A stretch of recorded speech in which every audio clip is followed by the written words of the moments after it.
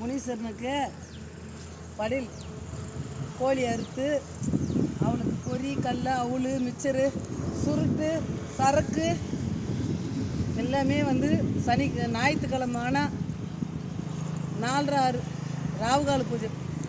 அந்த பூஜைக்கு அவருக்கு சரக்கு சுருட்டு எல்லாம் வச்சு படையல் போட்டு பொரிக்கல் எல்லாம் வச்சு படைச்சி கோழி அறுத்துருவோங்க. அனைவரும் வாங்க, இந்த முனீஸ்வரனுடைய படையில் வந்து பார்த்து பொரிக்கல்லெல்லாம் வாங்கி அவுள் இதெல்லாம் சாப்பிட்டு